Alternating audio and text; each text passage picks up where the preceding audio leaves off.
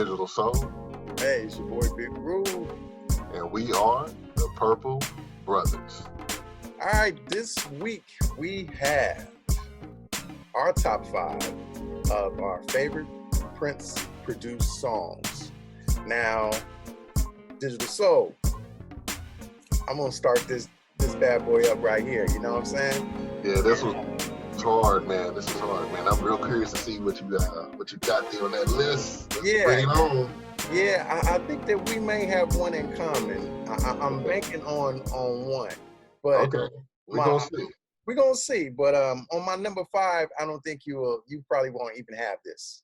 So look, my top 5 consists of various songs, and it seems like I was almost right in the same era with all of my top 5 songs. So I'm starting with number 5 from one of Prince's proteges. Consists of Eric Leeds, Jerome Benton, Paul Peterson, Susanna Melvoin, Jelly Bean Johnson on the drums. I know where you're going with this. Yeah, it is The Family, but which song? Number 5 song is an instrumental, and it's called Yes. Ah, okay. You like that? You like that? Yeah, man. Yeah. That's a good choice. Yeah. It was just one of those that I always gravitated to from the time I was like, well, this was 85. So we were, youngsters, but, that was always the one because, Screams of Passion got the most airplay, but it was just, he had so many great songs on this record with Desire, Mutiny, and so many other songs, but with Susanna's Pajamas. But this joint here, it just showed you just the uniqueness and the instrumentation that we never really heard before with Prince. He was just going into another direction. And of course, Eric Leeds on the saxophone, you can't go wrong with that. Absolutely so the whole joint is just crazy. So that's my number 5 from The Family, and it's Yes. That whole album is dope, man. Let's just put it out there. Forget the single or the song. That whole album is just freaking amazing still to this day. I only own like 3 copies of that album. You're lucky because a lot of people don't have this record, man. I know. You know what I mean? It's one of those that, it's out of print. Yeah, it's hard to come by. And if you find it, you're going to pay some money. You're going to pay hundreds of dollars if you find it. But you never know. Maybe one day they might reissue it. You know what I mean? But we'll see. Fingers crossed. We'll see. All right. So what you got next, brother? What you got next? Okay, so my number four, is this one was a little hard, but I gotta take it back to 1984. Young European lady, and she was on one of other Prince's songs 3 years later on one of his singles called "You Got the Look," and we're talking about Sheena Easton. He blessed her with a joint called Sugar Walls. Yeah, man. Oh, that shit messes with me. That doom, doom, doom, doom, doom. That's that Chinese, Arabic. That joint, man, it's still, man, come on, man. You cannot say anything bad about that joint. Nothing at all. And man. The only thing I wish I knew he was talking about when he wrote it. We know now. We're much older, we know now. Yeah. Yeah, so I think it's funky. Yeah, man. He was always, this was a time in a place where he was giving people, like good material. You know what I mean? I mean, it was just, you're in the era of the Time and Vanity 6 and Maserati and aforementioned Family. Just a lot of good stuff. Jill Jones, he was giving her. You had Madhouse, so you had so many groups that were just reaping the benefits, and especially solo singers as well. So Sheena Easton, she got blessed with Sugar Walls, so that's my number 4 in my top 5. Cool, love it so far, man. All right. So we moving on. It's getting harder now. All right. So this brother here went solo.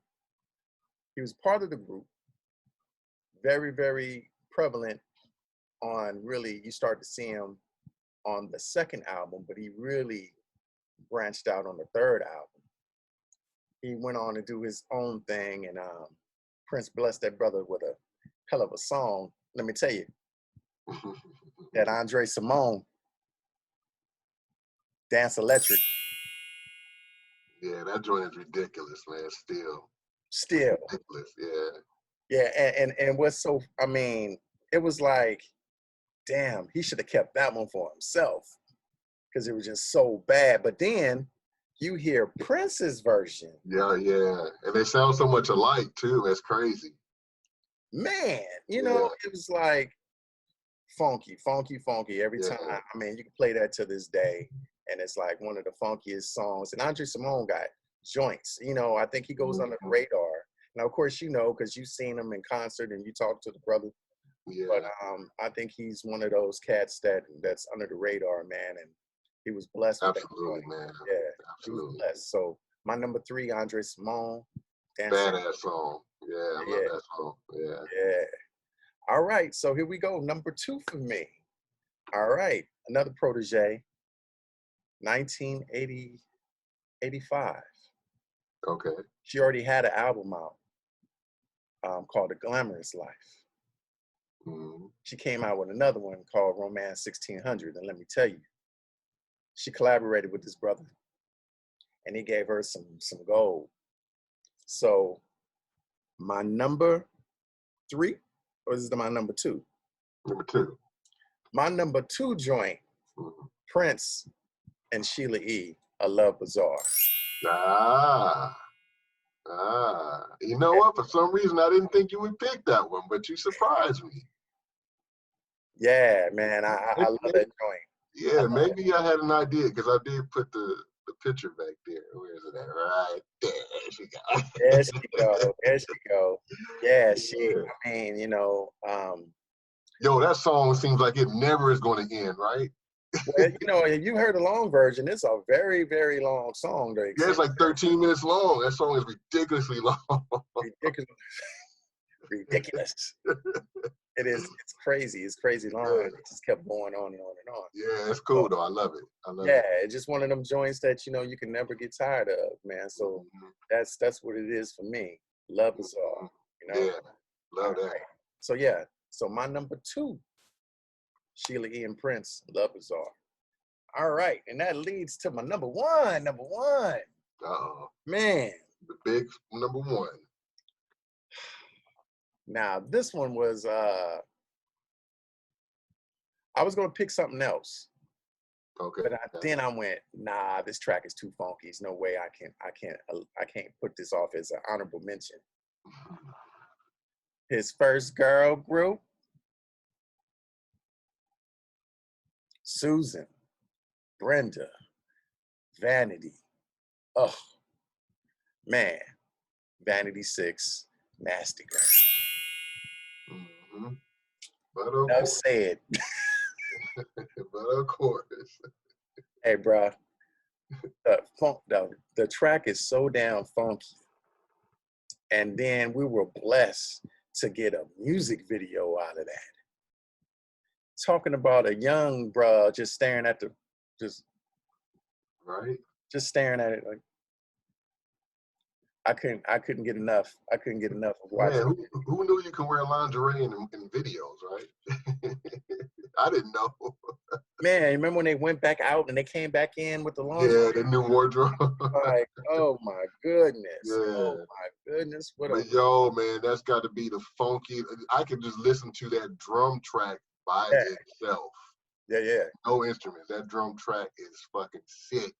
I love it. That's the best drum track ever, man. Funky. Man. Yeah, it's one of the funkiest joints. I think he's one of the funkiest, you know, that he's ever done. You know. Yeah, man. Like I said, this was pretty difficult, man, but I got through this, man. So. All right. We got some similarities. We got a couple, but I chose this one because this one stood out because I didn't expect this collaboration to come out the way it did when it did. Okay. I didn't think it would sound like this, and then also the topic is very dark. talking about putting his daughter on the street, and she's she's beaten Oh, for drugs. are It's, you serious? Is this your yeah. number 5? Huh? This your number 5? This is my first pick, Yo Mister by Patti LaBelle. Yeah. As dark as that subject is on that song, man, the music, it's almost like, it reminds me of, it's just a continuation of Anesthesia. If you really listen to it, it's a lot of similarities as far as the beat and the sound of it. But there's so much going on in that song, even the way he does vocal pitching on Patty's, a lot of her words and things like that, the way he does a lot of different. Kind of the stuttering. Yeah, that, and his ad libbing in the back is right on point with him, and him coming in at the chorus at the end, and then at the end, man, when she goes off, I was just really, really surprised when that song came out, and I was just like, I really like the sound of that song. It's just really, I'm surprised at that yeah, one, bro. I'm surprised yeah, that you said that one, because for me that was my least favorite. yeah. Well, that was the thing. It was quite a surprise to me because I didn't know what to expect with Patti LaBelle and the Prince Yeah, collaboration, but I just thought it worked well the way he even kept himself in the song ad-libbing with her. I just thought it was a great collaboration, and then to make a dark set, it reminds me a lot like Cosmic Slop by Funkadelic, yeah. as far as the topic, Mm-hmm. with selling, going to sell her body for dope or for money for her kids to support her habit and things like that, but making it so funky that you forget about the subject matter. So more so for me, as I mentioned, it's more so the music and the production of the song and the Gotcha. sound. I love the way the sound of the snare is, and the music, and I like Anesthesia, so naturally I like this because it's in the same vein and same tempos musically. Gotcha. So Yeah, okay, but that's your top 5, bro. So yeah, that's your top 5. So yeah. Yo Mister for me Yo, is a joy, man. And gotcha. All right. Okay. so Which my next pick is this one I really like a lot because I can relate to the Laurel and Hardy intro, the real silly intro on this, and I love the clowning of I'm no money man. I love that. High Fashion, man. Oh man. Yeah, High Fashion by the Family, 1985, man. So yeah, so I liked. I heard Prince's version, which is very similar to the version that they did. But even listening to the Family's version, it almost has an edge as far as St. Paul's lead on it Yeah. being a little bit better than Prince's on Prince's original version. If you ever hear that, I think it's available on YouTube. But if you hear Prince's version, it's a little different. But you can, St. Paul, I have to give it to St. Paul, man. He put his foot in that one. Yeah. Big up to St. Paul. Maybe we have Yeah. another Purple Brothers real soon. You never know. Yeah, absolutely. But yeah, High Fashion is my joint, man. I love the way that sound all the way through, man. Go. Yeah. So my next pick, this is gonna be another oddball too. You're probably gonna be like, what? 100 Miles an Hour by Maserati. What? Yeah, I had to go with that one. So yeah, love the bass on that one.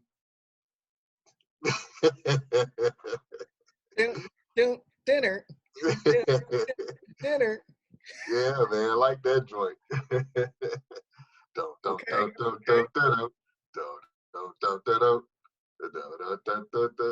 Yeah, I like that. You surprised me, man. Mm-hmm. I thought that, well, as you go, we'll see what you the other 2 are, but I'm totally floored with these 3 that you told me so far. Yeah. Why is that? Because I'm gonna hold that until I hear the next 2. Okay. So yeah, I like that. If I had to choose a favorite Maserati song altogether, it would be that song. I think that's one of the best songs. That was a song that was co-written by Prince, of course, and then also, man, just the sound of it, the rock edge to it as well. The long version. I mean, you have the 7-minute version. Yeah. That's the version I'm referring to, not the short one, but the long version. Gotcha. And my next pick is exactly on point with your top pick, which was Nasty Girl. That was on my list. Just like I said, just for the freaking drum track alone, Yeah. I can just listen to that just straight with nothing on it. Like that drum track is fire. So Okay, I knew it was gonna be one that we were gonna agree. Yeah, Yeah, yeah, for sure. yeah. And then my next pick and my final pick and my favorite pick out of the five. That's why I saved it for last. And I think we mentioned this also in another episode because it's also my favorite guitar solo. And that's 777-9311. What? Also because of the drum track, simply because it's just a badass drum track, you know. So that's what gets me first, man. The sounds of the drum. For these five songs, it's mainly the sound of the drums, the snare popping, the hi hat, you know, the effects on the drum. So you know, I'm a sound guy, so I like to listen to a lot of stuff that's going on as far as like the drum tweaking. Prince is good for that, man. He's good for using that Linn drum and putting a lot of flanger and a lot of different effects on the Linn drum to make it sound different. Like that sweeping noise that you hear in like Sex Shooter and like She's Always in My Hair, like when you hear that sweeping sound. I love that shit. I love it. Yeah, so those are some of my favorite songs just because of the drum tracks. Those are songs I can just listen to the drums by itself. So Interesting. But yeah, 777-9311, man, hands down, that's one of Prince's baddest offshoot songs to me, as far as my top five. Gotcha. Yeah, it is. So there we are. Here we go. This man, top five. Right? That man right there. His top five, my top five. What do you think? Did you like it? Yeah, what did y'all think? We want to know. Did we kind of step out of the box there? Or did you have some picks that were similar to ours? Or did you have some others that might not have been mentioned? We want to know. We're curious. So definitely drop a line and let us know, man. Send us a rating and subscribe and follow us. We got more to come. So we look forward to hearing from y'all and talk to y'all. So with that being said, we out. We out. Peace out, baby. Peace out. Brothers, baby.